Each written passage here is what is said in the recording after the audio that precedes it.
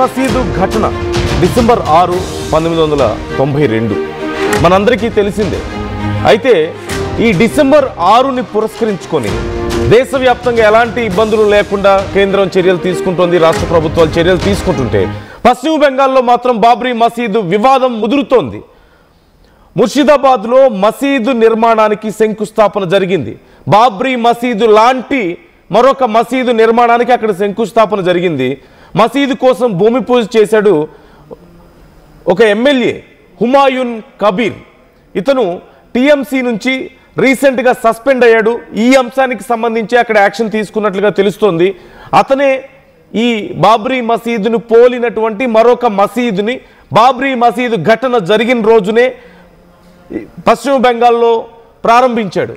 ఇటీవల ఎమ్మెల్యే కబీర్ను Trinamool Congress party suspend చేసిన విషయం మరొకసారి మనం గుర్తు చేసుకోవాలి. ఇది బీజేపీ విభజన రాజకీయం అంటూ తృణమూల్ కాంగ్రెస్ అంటుంటే, అయోధ్యలో గతంలో ఉన్న బాబ్రీ మసీద్ తరహాలో ముర్షిదాబాద్లో మసీదు నిర్మాణం చేస్తామంటూ ఆ ఎమ్మెల్యే చెప్తున్నాడు. మసీదు నిర్మాణం కోసం స్వచ్ఛందంగా ఇటుకలు కూడా చాలామంది జనం తీసుకొచ్చారు. అక్కడ మసీదు నిర్మాణం కోసం నిధులు సేకరిస్తున్నారు మరికొంతమంది నేతలు.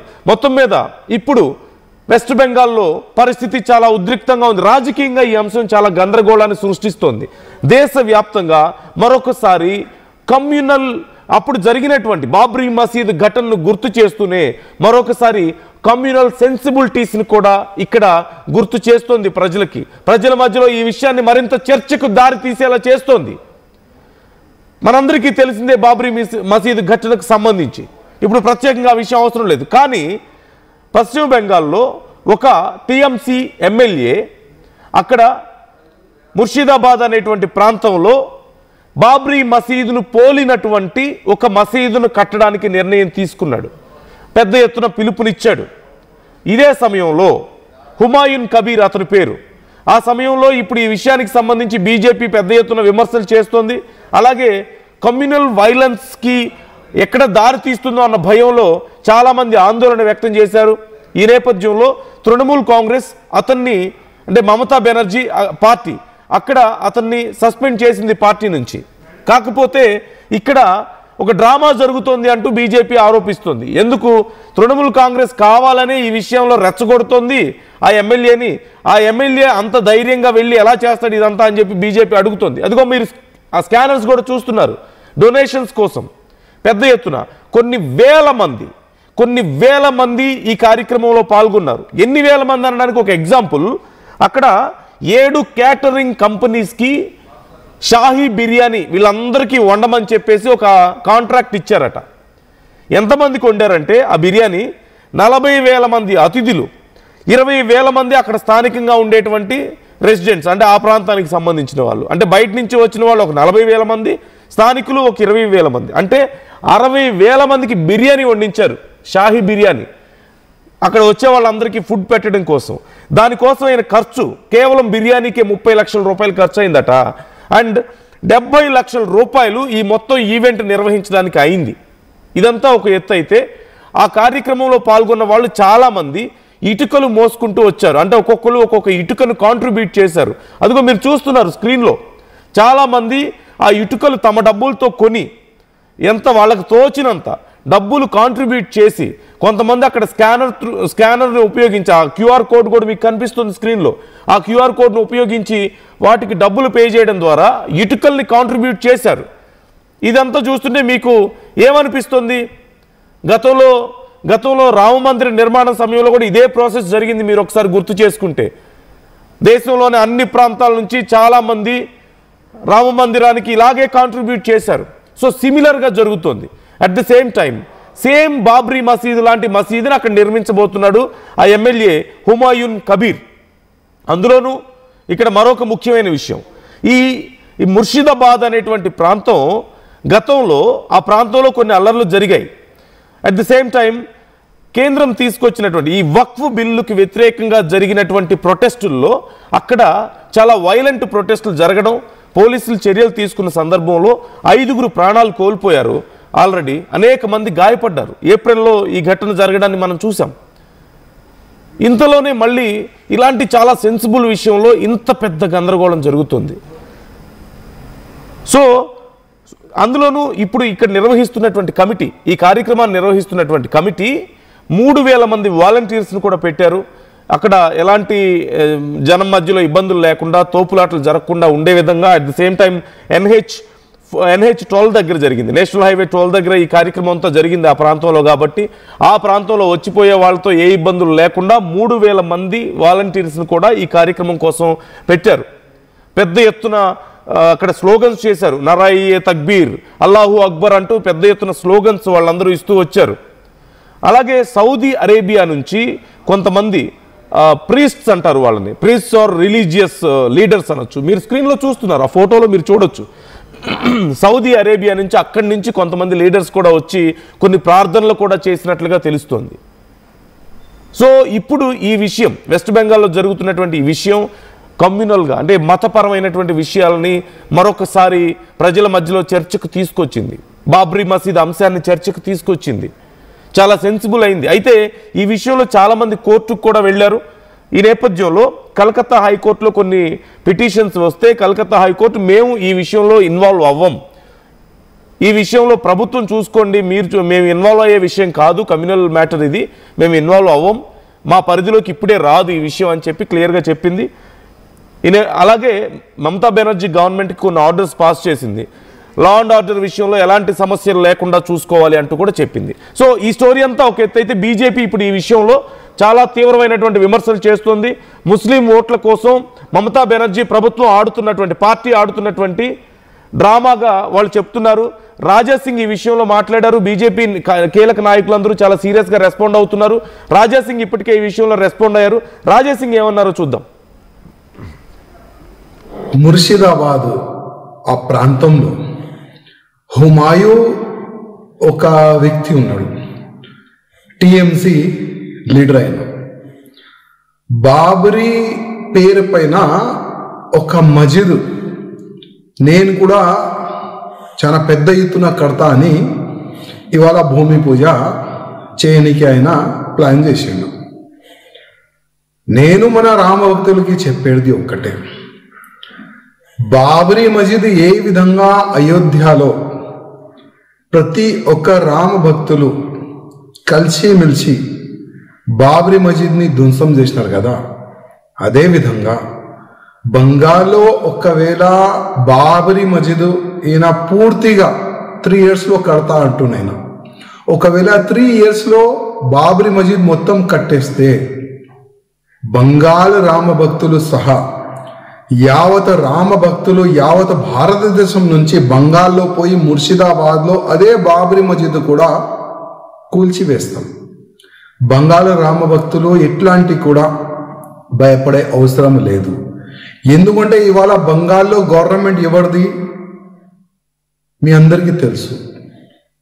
హిందువుల పట్ల కానీ దేశం పట్ల కానీ వ్యతిరేకంగా ఆలోచన పెట్టుకొని అట్లాంటి మమతా బెనర్జీ టిఎంసి గవర్నమెంట్ అక్కడ దాదాపు 1 కోటి పైన బంగ్లాదేశీ ముస్లిమోల్ని ఇల్లీగల్గా బంగాల్లో ప్రవేశ చేపించిన అట్లాంటి మమతా బెనర్జీ అక్కడ గవర్నమెంట్ ఉన్నది.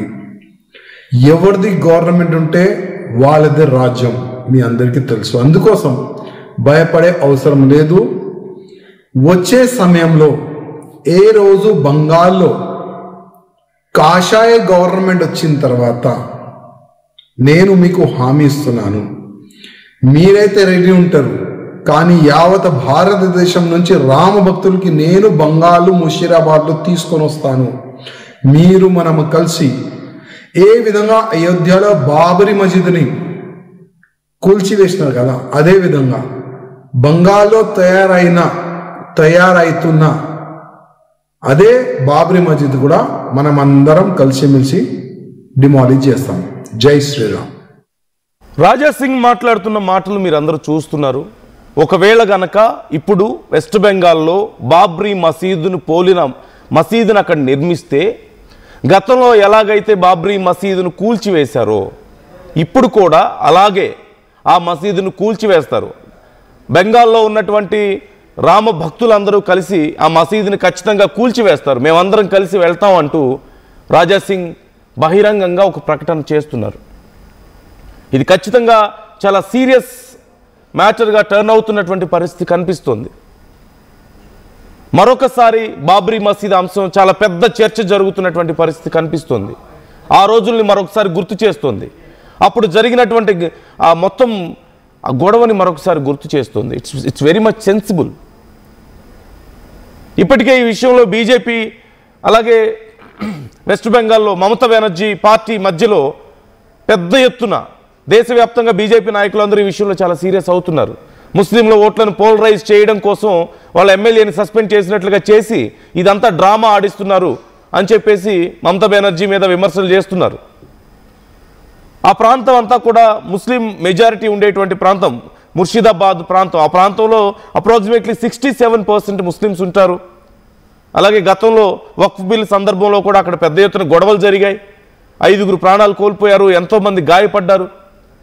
ఇప్పుడు బాబ్రీ మసీదు లాంటి మసీదునే నేను నిర్మిస్తానని చెప్పేసి హుమాయూన్ కబీర్ చెప్తున్నాడు. మీరు స్క్రీన్లో చూశారు హుమాయూన్ కబీర్ని కూడా. అతనే ఈ పునాది వేశాడు, పునాది రాయిని అక్కడ వేశాడు. పెద్ద ఎత్తున ఈ కార్యక్రమంలో అక్కడ సుమారుగా 70,000 మంది వరకు పాల్గొన్నారు. 70,000 మంది పాల్గొన్నారు ఈ కార్యక్రమంలో. మరోవైపు బీజేపీ నాయకుడు రాజా సింగ్ లాంటి వాళ్ళేమో మేము కూల్చేస్తాం ఒకవేళ అక్కడ కన్స్ట్రక్షన్ చేసినా అని చెప్పేసి మాట్లాడుతున్నారు. సో మరొకసారి ఈ అంశం, ఈ మసీదు నిర్మాణం తప్ప రైటా అనేది మనం మాట్లాడుకోవద్దు. కానీ ఇప్పుడు ఇలాంటి ఒక అంశం తెర మీదకి రావడం వల్ల మరొకసారి ఏదైనా ఉద్రిక్త పరిస్థితులు వచ్చే అవకాశాలు ఉన్నాయని మీరు కూడా అనుకుంటున్నారా? ఎవరి మిస్టేక్గా ఇక్కడ మనం చూడాలి? ఎవరు వీటిని రెచ్చగొడుతున్నారు? ఖచ్చితంగా ఒక విషయం మనం చెప్పాలి, మతాలకి కులాలకి అతీతంగా ఏదైనా ఉంటే రాజా సింగ్ గారు చేసినటువంటి స్టేట్మెంట్ విషయంలో అయినా సరే దయచేసి అలాంటి ఉద్రిక్త పరిస్థితులను మరొకసారి క్రియేట్ చేయొద్దు. ఏదైనా ఉంటే లీగల్గా తేల్చుకోండి. చివరికి రామ మందిరానికి పర్మిషన్ ఇచ్చింది కూడా కోర్టే, లా ప్రకారమే జరిగింది. కాబట్టి ఈ విషయంలో కూడా అలాగే జరిగితే మంచిది, అలాగే జరగాలని అందరం కోరుకుందాం. ఈ కూలగొట్టడాల పరిస్థితి ఇంకోసారి రాకూడదని కోరుకుందాం. ఇంకెవరూ ప్రాణాలు పోగొట్టుకోకూడదని కోరుకుందాం. ఇప్పటికీ గతంలో ఎప్పుడో 92 సమయంలో జరిగినటువంటి ఆ ఘటన ఇప్పటికీ అగ్గి రగుల్చుతూనే ఉంది చాలా మందిలో. దయచేసి ఇంకోసారి అలాంటి పరిస్థితులు పార్టీలు తీసుకురావద్దని చెప్పి కోరుకుందాం, నాయకులు తీసుకురావద్దని కోరుకుందాం. అండ్ ఈ విషయంలో కూడా మమతా బెనర్జీ గవర్నమెంట్ కూడా ఈ విషయంలో చాలా జాగ్రత్తగా ఉండాలి. సెంట్రల్ గవర్నమెంట్ ఈ విషయంలో చాలా జాగ్రత్తగా ఉండాలి. సో మీరేమనుకుంటున్నారు? అసలు ఏం జరుగుతుందని మీరు అనుకుంటున్నారు? 2026 అసెంబ్లీ ఎన్నికల్లో ముస్లిం ఓట్లను చేల్చడం కోసమే మమతా బెనర్జీ ఈ పని చేస్తున్నారు. ముస్లిం ఓట్లు పోలరైజ్ చేయడం కోసం మమతా బెనర్జీ పార్టీనే ఈ పని చేస్తోంది అని చెప్పి, తృణమూల్ కాంగ్రెసే ఈ పని చేస్తోందని చెప్పేసి బీజేపీ ఆరోపణలు చేస్తోంది. బీజేపీ నాయకులు అందరూ ఆగ్రహం వ్యక్తం చేస్తున్నారు. రాజా సింగ్ కామెంట్స్ మీరు చూశారు. సో ఒక్కసారి అక్కడ పాల్గొన్నటువంటి ప్రజలు భారీ ఎత్తున ఆల్మోస్ట్ 70,000 పీపుల్ పాల్గొన్నారు. ఆల్మోస్ట్ 70,000 పీపుల్ ఈ కార్యక్రమంలో పాల్గొన్నట్లుగా తెలుస్తుంది. అండ్ దేశవ్యాప్తంగా చాలా మందిని ఈ కార్యక్రమంలో ఇన్వాల్వ్ అవ్వమని చెప్పి వాళ్ళు ఇన్వైట్ చేస్తున్నట్లుగా తెలుస్తోంది. అండ్ ముఖ్యంగా విదేశాల నుంచి కూడా ఇక్కడికి ప్రీస్టులను ఎందుకు తీసుకొచ్చారనే ప్రశ్న, అంటే వాళ్ళ ఇన్వాల్వ్మెంట్ ఎందుకు వస్తుంది? ఎక్కడి నుంచో దుబాయ్ నుంచి తీసుకురావాల్సిన అవసరం ఏముంది? సౌదీ నుంచి తీసుకురావాల్సిన అవసరం ఏమొచ్చింది? సౌదీ నుంచి ప్రీస్టులు వచ్చి అక్కడ ప్రేయర్స్ చేశారు. సో వాళ్ళ ఇన్వాల్వ్మెంట్ ఎందుకు వస్తుంది? మన దేశంలో జరిగేటువంటి అత్యంత సెన్సిబుల్ కమ్యూనల్ మ్యాటర్ విషయంలో ఎందుకు వాళ్ళ ఇన్వాల్వ్మెంట్ ఎందుకు అవసరం వచ్చింది? వాళ్ళు అక్కడి నుంచి ఎందుకు వచ్చారు? నిజంగా మన దేశంలో ప్రజలు, ముస్లిం సోదరులు ఒకవేళ తమకు అవసరం అనుకుంటే, ఏదైనా ఒక నిర్ణయం తీసుకోవాలనుకుంటే లీగల్గా అది చట్టబద్ధంగా ఉండి తీసుకుంటే అంతవరకు బాగానే ఉంటుంది. కానీ బయట దేశస్తుల ఇన్వాల్వ్మెంట్ ఏం అవసరం ఇందులో?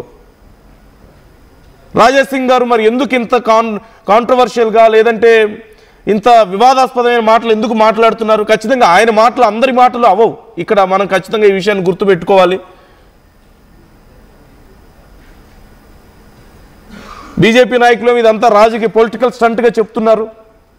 సో బీ కేర్ఫుల్ ఇలాంటి విషయాల్లో. దయచేసి జాగ్రత్తగా ఆలోచించండి. ఆర్టీవీ మీ అందరినీ కోరేది ఒకటే, జాగ్రత్తగా ఆలోచించండి. గతం లాంటి పరిస్థితులు మనకు అవసరం లేదు, మనం అవన్నీ దాటి వచ్చేసాం. ఏదైనా సరే చట్టబద్ధంగానే జరగనిద్దాం. చివరికి రామ మందిరం కూడా చట్టబద్ధంగా ఒక ఆర్డర్ వచ్చిన తర్వాతనే కదా, కోర్టు తీర్పు వచ్చిన తర్వాతనే కదా అక్కడ కన్స్ట్రక్షన్ జరిగింది, ఆ స్థలం వచ్చింది. సో ఇలాంటి విషయాల్లో కూడా లీగల్గానే వెళ్దాం. మన రాజ్యాంగం ఏం చెప్తోంది, ప్రజలు ఏం కోరుకుంటున్నారు, ఏది శాంతికి ఉపయోగపడుతుందో, ఈ కమ్యూనల్ వైలెన్స్ లేకుండా చేస్తుందో, అందరికీ సమన్యాయం జరుగుతుందో ఆధారంలోనే మనం అందరం వెళ్ళాలి ఈ విషయంలో. So try to comment your opinions. మీరేమనుకుంటున్నారు? ఎవరైనా మిమ్మల్ని రెచ్చగొట్టేలా మాట్లాడినా, అది ఏ మతమైనా సరే, దయచేసి ఒకసారి తిరిగి ఆలోచించండి.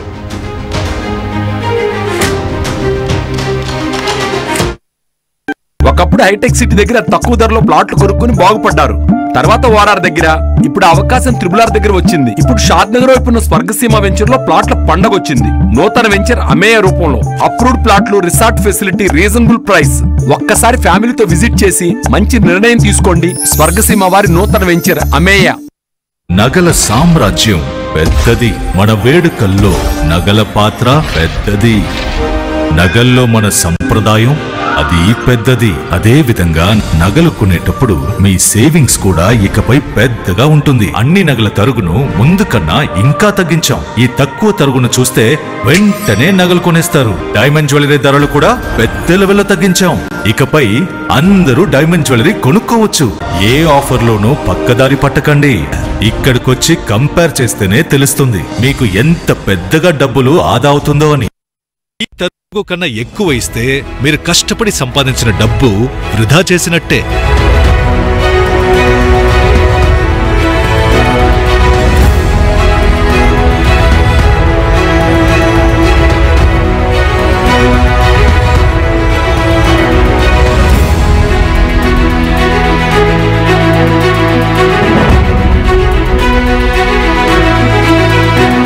లలితాలో నగలు కొనండి, ఎక్కువ డబ్బులు ఆదా చేయండి.